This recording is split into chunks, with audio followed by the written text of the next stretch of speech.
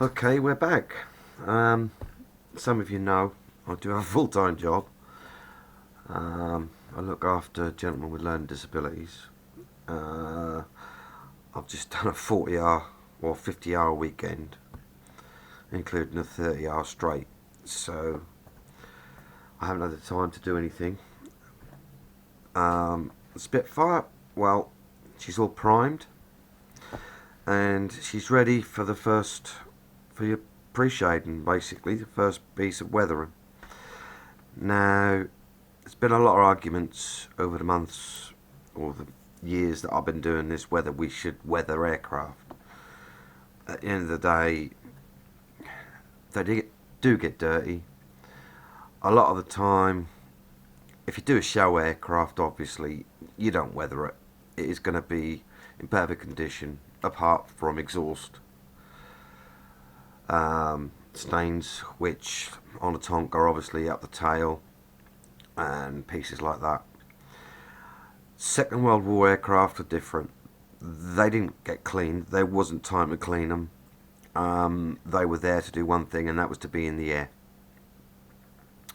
So my way of thinking is, with Second World War models, you can weather them to a realistic point. You go any further and it's a waste of time. That's just my own opinion. A lot of people weather new aircraft different. Obviously, carrier-borne aircraft get very grubby. It's one of those things. It's for the own personal choice. But that's enough of me waffling on about it. That was just my thing.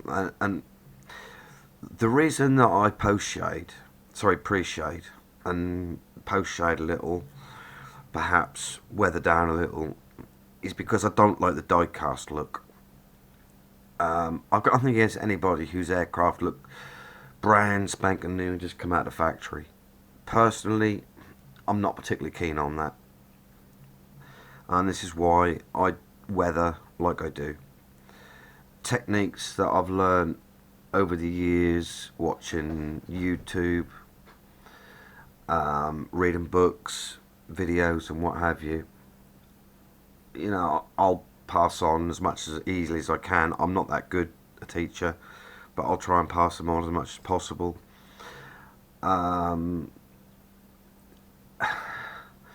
As I said, this is going to be pre-shaded. So basically, we're going to use XF1 black, the usual. With pre-shading, you need to get up close. So that means not too thin a mix, because you don't really want to have to keep going over it. Even on a little 1/72 like this, there's a lot of pre-shading to do. I'm going to show you how to do one wing, then I'm going to switch the camera off and come back when it's all finished. But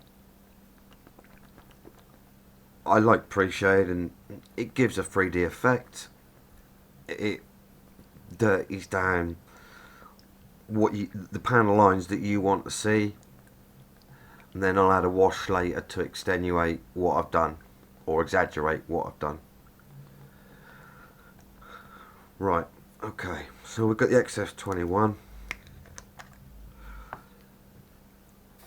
Evolution airbrush set up about, that's got a 2mm needle in it. We're running at about 12 psi, the same as I would for Alclad. But what you want to do is just add a couple of drops of thinners. You don't want too much. We don't want a really thin mix, otherwise you're never going to spray it. Then add about 1/2 mil of black XF1.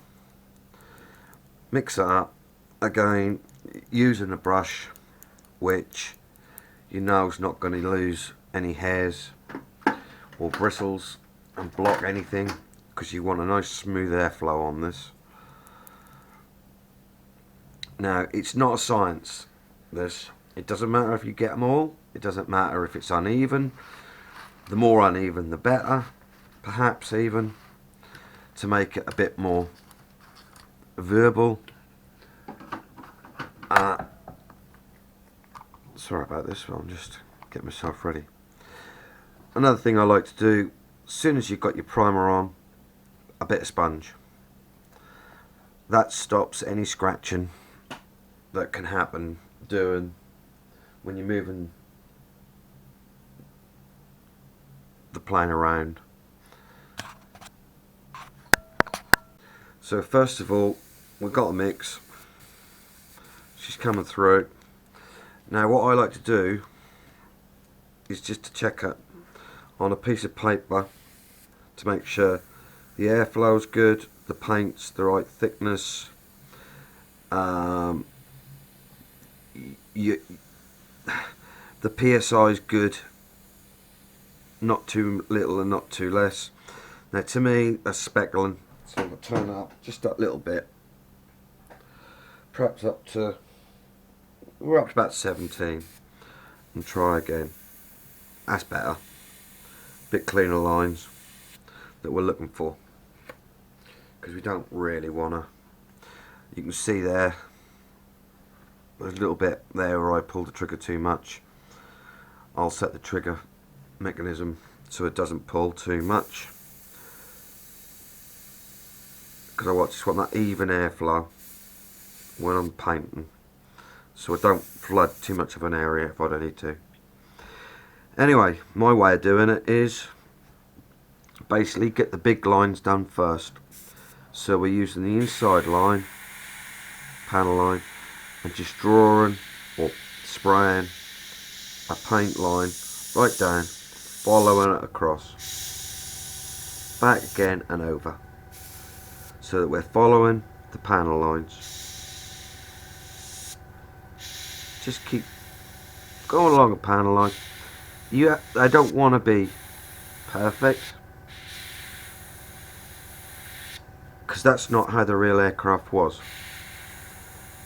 So basically what we're doing, as I said, just following the lines. One across the top for the fuselage join, across the bottom. You've got a flapper on there, and then up we go to do the rudder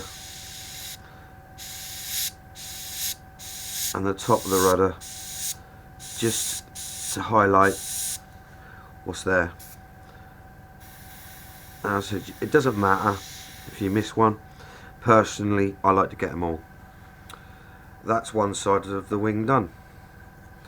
Do the other side. Quickly over the top, and then one long line down and across, and you've got your bases to work from. So then the rest of the long lines, oil cooler area, or the oil filler areas,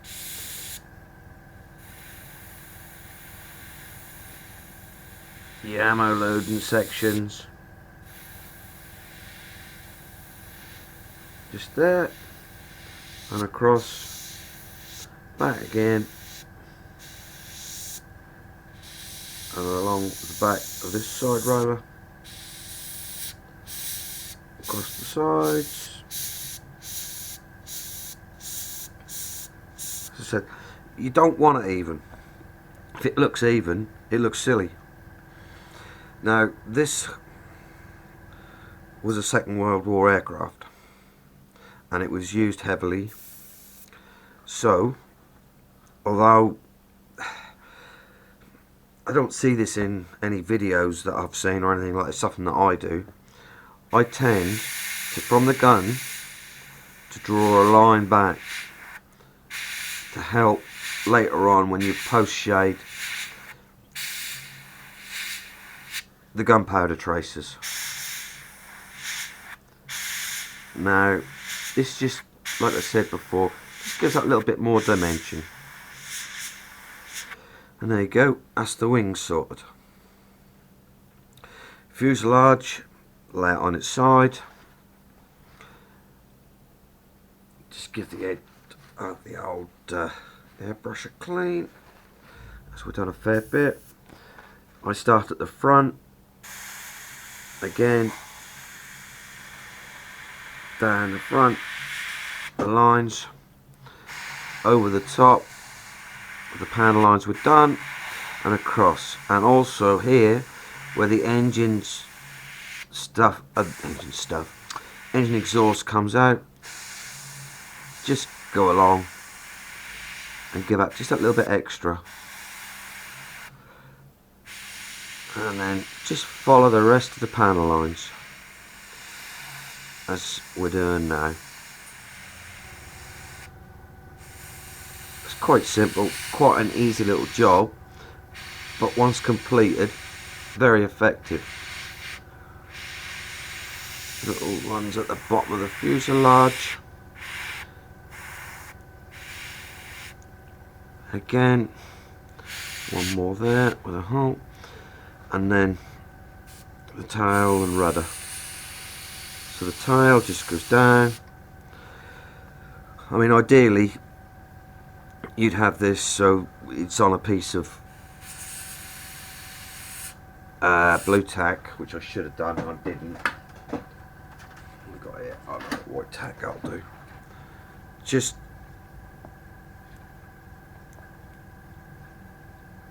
so that when you blow she doesn't move. But that does make it harder for you guys to see, so I'll just leave that off for a moment. And holding it now so that you can perhaps see a little bit better. Just finish off the tail. Clean the needle off a little. It's getting a bit splattery. And then draw your lines down, across, and then accentuate the rudder area.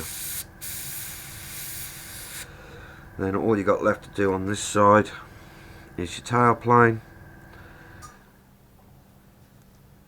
So hold it down, and again just a steady draw.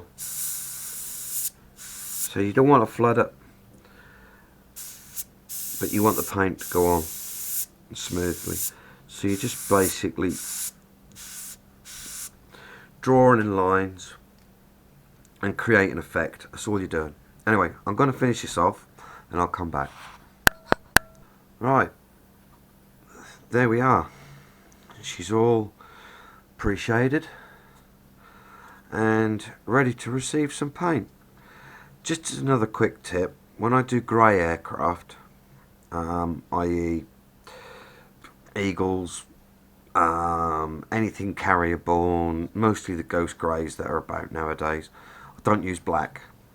I always use a really dark grey, either NATO black or a very, very dark grey.